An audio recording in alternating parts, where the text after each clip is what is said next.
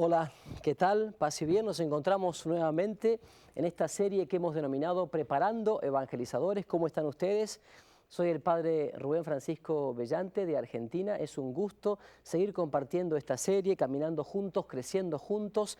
Ustedes desde su hogar, allí en la parroquia, en su casa, y nosotros aquí, con la idea de formar un puente de comunicación que nos ayude realmente a transmitir mejor el mensaje del Señor en esto que se llama justamente Preparando Evangelizadores. Bueno, y hoy quiero hablarles de un tema que tiene que ver con la transmisión del mensaje, y es lo que se llama cómo profundizar el mensaje. Esto sería un poquito el tema que vamos a iniciar hoy, cómo profundizar el mensaje. Sabemos que el mensaje de la palabra de Dios se transmite, pero que a veces, como dijimos en el último programa, se repite, se reitera, no se es original, no se es dócil a la acción del Espíritu Santo a la hora de transmitir el mensaje. Por eso tenemos lo que se llama la semántica. ¿Qué es la semántica? Bueno, la semántica sería algo así como el estudio del lenguaje, de las palabras, que nos ayudan a extraer mejor el mensaje oculto que tiene cada palabra. Por ejemplo, la palabra sinceridad. A ver, la palabra sinceridad, ¿de dónde viene la palabra sinceridad? Bueno, antiguamente los escultores, ustedes saben bien, esculpían, como pasa hoy día, ¿no?, sus esculturas de una piedra, sobre todo si era mejor de una sola piedra, de un solo pedazo, de una sola roca. ¿Qué pasaba?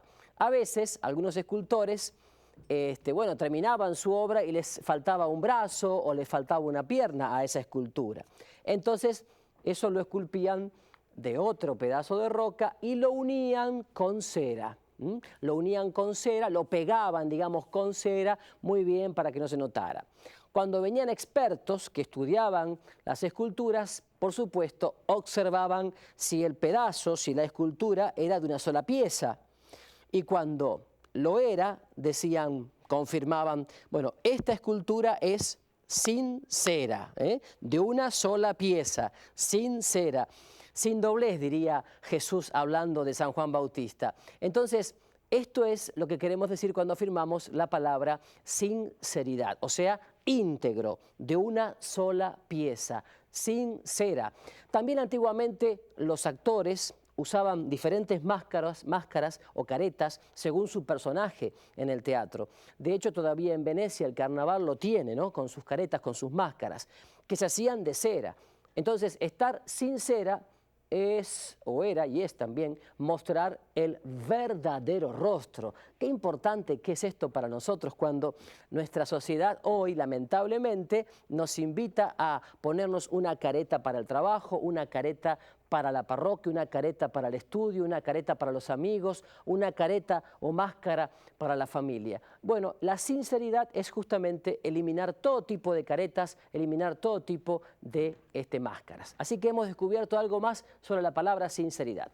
También tenemos la palabra sobrecargado. El Señor Jesús nos habla de esta palabra sobrecargado. Vengan a mí los que están sobrecargados. ¿Qué es una persona que está sobrecargada? Es una persona que indudablemente tiene más peso del común de los mortales y que está sobrellevando un momento de angustia, de ansiedad, de tensión que lo hace sentir así como muy pesado, muy tenso. Entonces, cuando el Señor dice sobrecargado, se refiere específicamente a aquellos que están sobrellevando un peso demasiado grande. Y fíjense ustedes que cuando nos referimos a eso, a estar sobrecargados, es que el Señor dice, bueno, carguen sobre mí su yugo. Es decir, yo quiero llevar con ustedes el peso, el yugo. Esto lo explicamos hace 1 o 2 programas, lo que significa la palabra yugo, lo que significa llevar el peso juntos. Así que tengamos en cuenta que esta palabra sobrecargado la podemos aplicar en muchos aspectos de la predicación y de la catequesis, ¿no? Y cómo el Señor entonces nos ofrece su hombro para poder compartir con nosotros el peso de la vida, la carga muchas veces emocional, la carga afectiva, la tensión, el estrés, etc.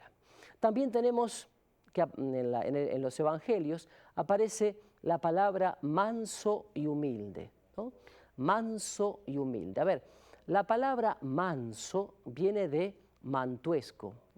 Mantuesco, es decir, el que se deja, o mantueso, el que se deja poner la mano encima, eso significa. Esto quiere decir aquel que efectivamente se deja poner la mano encima, no como lo podemos entender a veces que se deja castigar, no, sino aquel que se deja acariciar, aquel que es manso, es aquel que se deja ayudar. Esto es la palabra manso.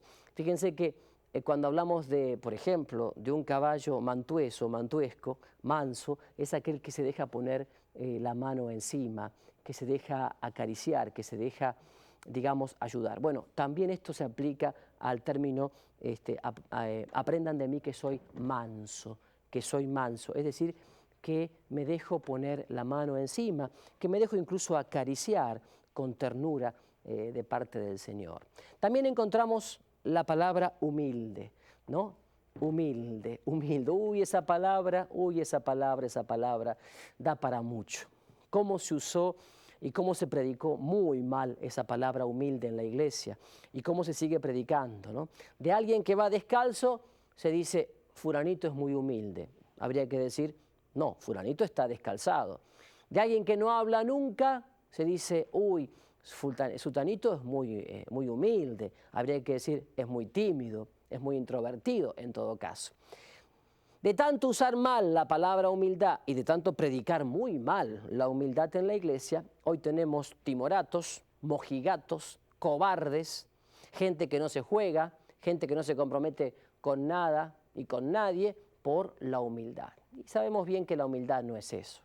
Teresa de Ávila decía, la humildad es andar en verdad, es decir, reconocer lo que tengo, lo que soy, multiplicarlo, ponerlo al servicio de los demás. Eso es humildad. Por lo tanto, entonces, recordemos lo que repetí hace ya 4 programas, creo. La palabra humildad se refiere a humus, esa capa de la tierra, esa capa negra de la tierra, que es justamente muy fértil y en donde todo lo que cae da mucho fruto, da fruto abundante. Entonces, de ahí viene la palabra humildad. Humildad es dejarse sembrar por el Señor, ¿no? Dejarse fortalecer por el Señor, hacer que la semilla que Él tira en nuestra vida realmente dé mucho fruto y se multiplique. Entonces, humildad es eso.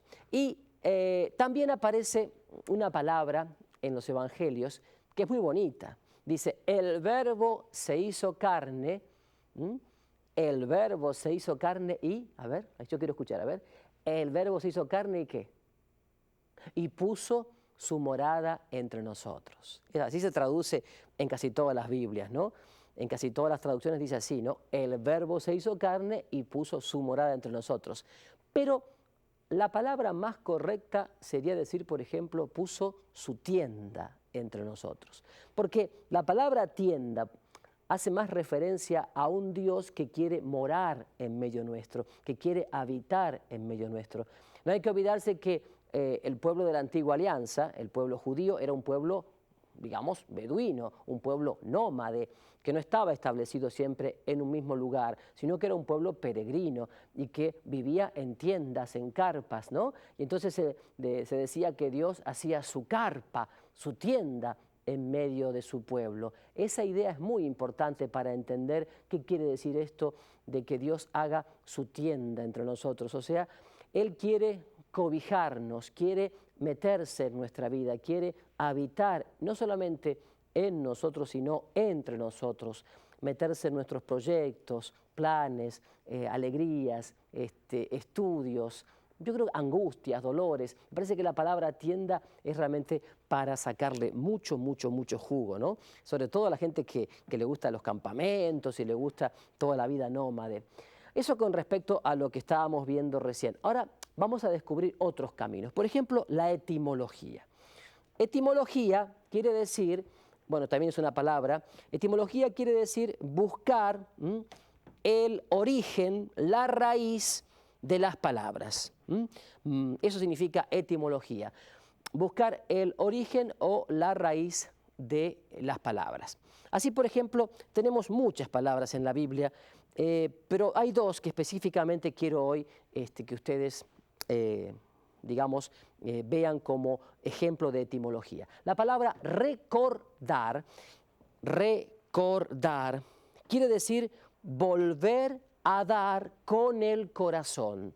Recorcordia es corazón en latín, recordar es volver a dar con el corazón o volver a recordar con el corazón, o sea, hacer memoria con el corazón. Y la palabra misericordia se puede, digamos, expresar así, ¿no? Misericordia, o sea, poner el cordia, poner el corazón o dar con el corazón en la miseria humana, o poner el corazón en la miseria humana, o poner el amor de Dios en la miseria humana.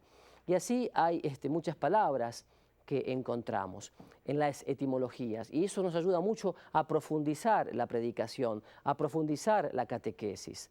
También encontramos en la Biblia antónimos o contrarios, y hay un texto que yo quisiera compartir con ustedes, que es el texto de Éxodo 10, del 21 al 23. Éxodo 10, del 21 al 23, lo tengo aquí marcadito para compartirlo con ustedes, y dice así: Yahvé dijo a Moisés: extiende tu mano hacia el cielo y habrá tinieblas sobre el país de Egipto, tan densas que caminarán a tientas. Así lo hizo Moisés, y al instante negras tinieblas cubrieron Egipto por espacio de 3 días. No podían verse unos a otros. Sin embargo, para los hijos de Israel había luz donde vivían. Esta es la palabra de Dios. Qué curioso, ¿no? Éxodo 10, del 21 al 23, nos presenta este texto. Fíjense, en las casas de los egipcios, que eran casas cómodas, yo diría hasta lujosas, con buenos muebles, todo estaba en tinieblas, todo estaba a oscuras. En la casa de los israelitas, que seguramente eran casas precarias, con poco mobiliario, había mucha luz, había mucha luz. Entonces, la pregunta fundamental es, en este momento de tu vida, tú y tu familia, ¿dónde eligen vivir? ¿O cómo eligen vivir? ¿Con tinieblas o con luz?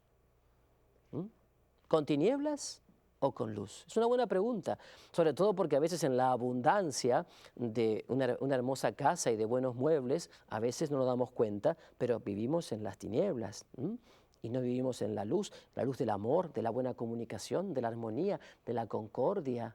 ¿Se dan cuenta qué importante que es esto?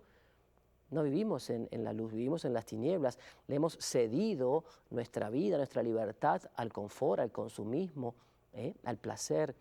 O sea que este texto nos puede llevar a descubrir lo que digo, un ejemplo de lo que pueden ser los contrarios. En este caso, luz-tinieblas, ¿no es cierto?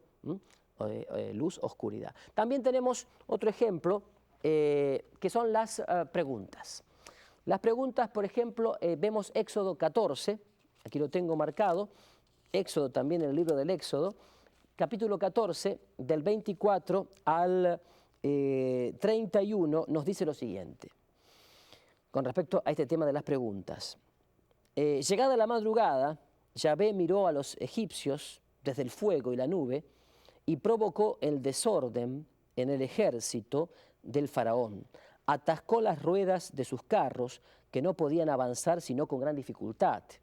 Entonces los egipcios dijeron: huyamos de Israel, porque Yahvé pelea con ellos contra nosotros. Pero Yahvé dijo a Moisés: extiende tu mano sobre el mar y las aguas volverán sobre los egipcios, sus carros y sus caballos. Moisés extendió su mano sobre el mar y al amanecer las aguas del mar volvieron a su lugar. Así, cuando los egipcios trataron de huir, las aguas les salieron al encuentro. Yahvé arrojó a los egipcios en medio del mar, las aguas cubrieron los carros y su gente, los caballos y el ejército del faraón.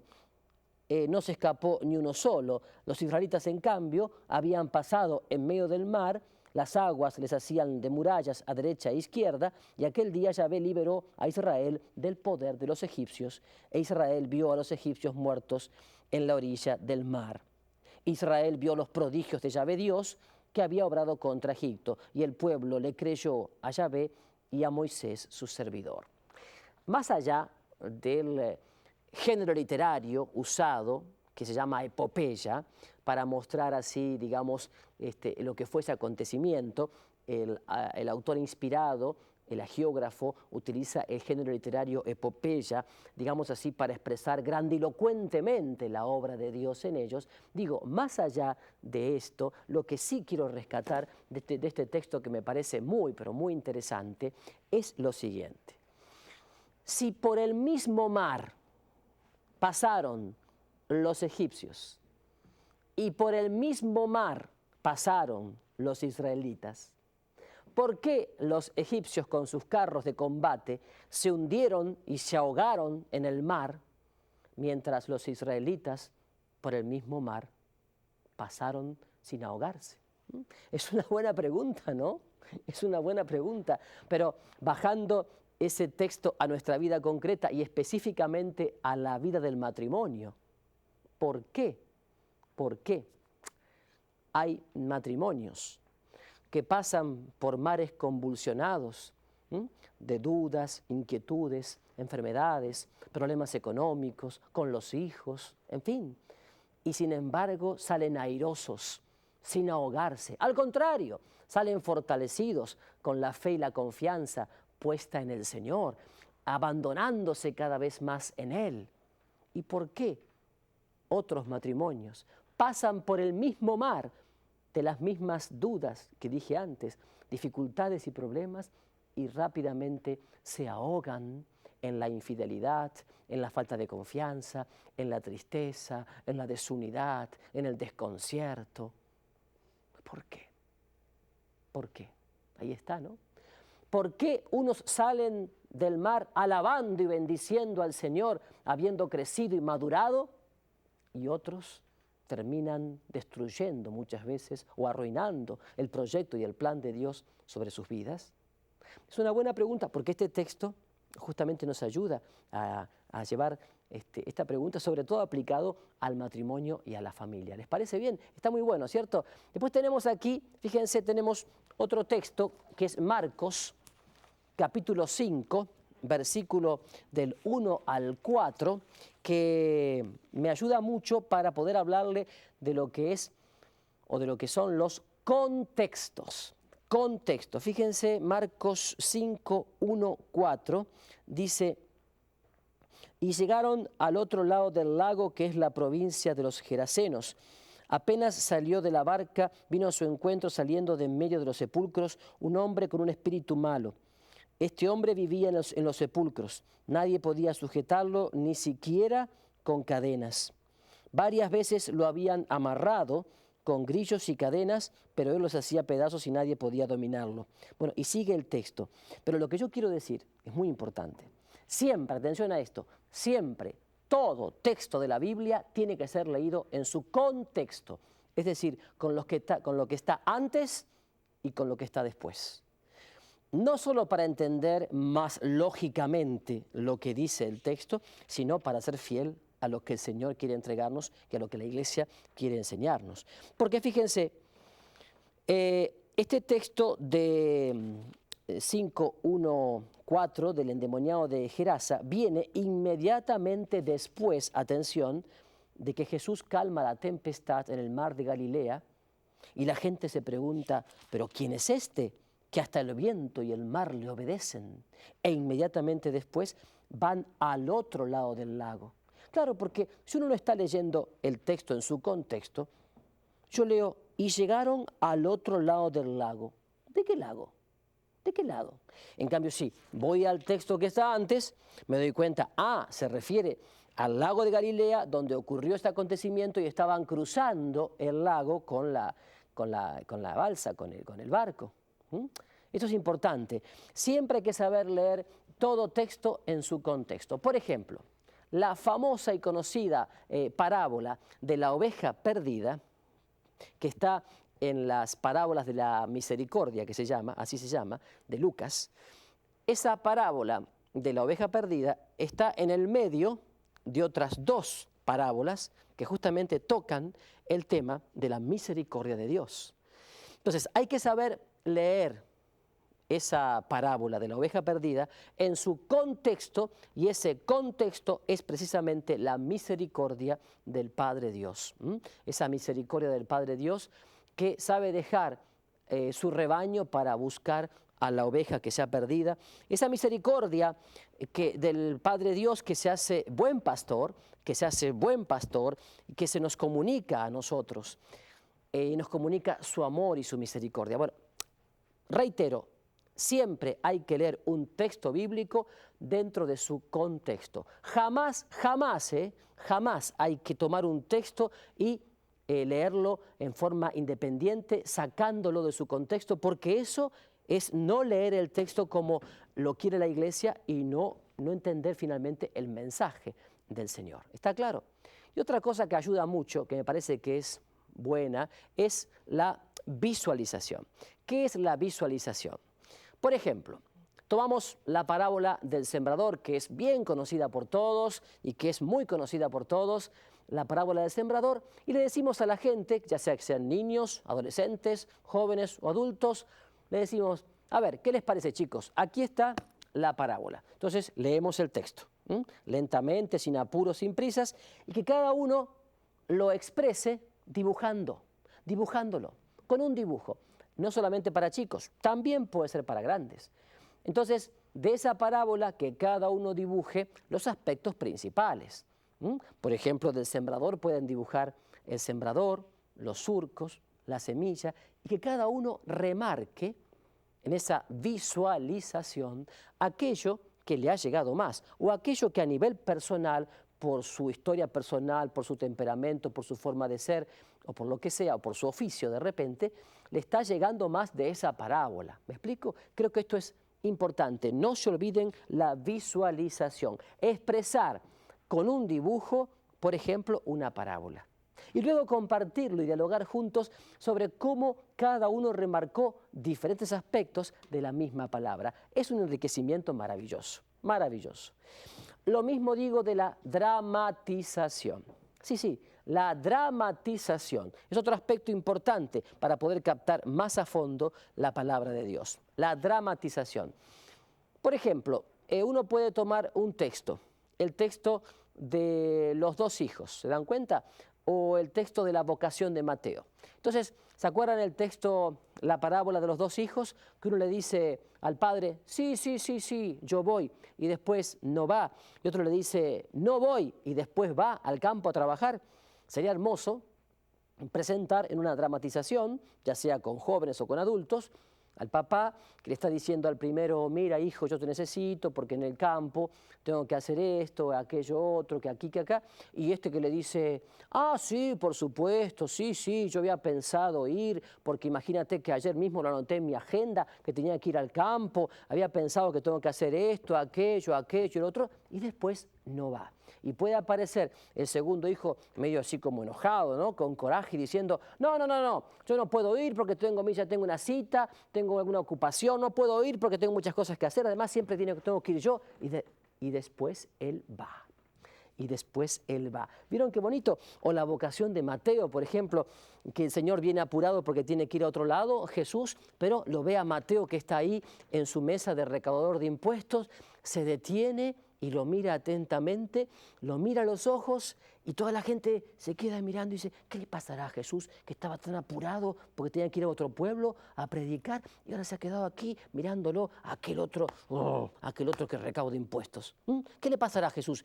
Y la mirada de Jesús que lo mira a Mateo, y Mateo que descubre el llamado, ¿no es cierto? Y Mateo que va dejando todo, va dejando el dinero sobre la mesa y se acerca al maestro y le dice, ¿qué quieres, Señor, de mí? ¿Se dan cuenta cómo podemos dramatizar eso? También le doy otra cita que puede servir, que es la cita de Mateo 21, capítulo 21, del 28 al 32. Bueno, se la dejo para ustedes, para que la sigan analizando. Entonces, Mateo, capítulo 21, versículos del 28 al 32. Por supuesto, quiero decirte, esto lo hago yo allá en mi parroquia en Argentina, por ejemplo, el último domingo de cada mes, en la llamada Misa con Niños, que por supuesto es para todos, pero que especialmente se celebra para los niños, o sea, con canciones para ellos, con una predicación especial para ellos, con gestos que ellos capten. Bueno, en el último domingo de mes, siempre los chicos son los que escenifican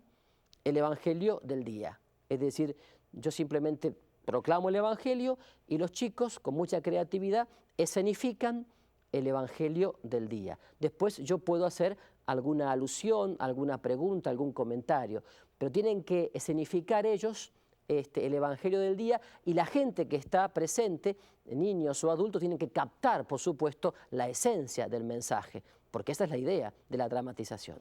Mis hermanos, yo creo y espero que todo esto que les he dicho en este programa de hoy les pueda ayudar para, digamos, sacar siempre más y más riqueza de esta fuente inagotable de sabiduría y de vida y de gracia que es la palabra de Dios, la Biblia, la revelación. Yo espero que sí realmente, para lo cual no dejemos de orar, no dejemos de invocar al Espíritu Santo, que es maestro de oración en nuestra vida, y sobre todo, una cosa muy importante, no dejemos de abrirnos como María y con ella a la palabra para que ella nos tome y seamos canales e instrumentos de esa palabra. Que el Señor entonces a través de ella te bendiga, en el nombre del Padre, del Hijo y del Espíritu Santo. Amén. Paz y bien para todos ustedes.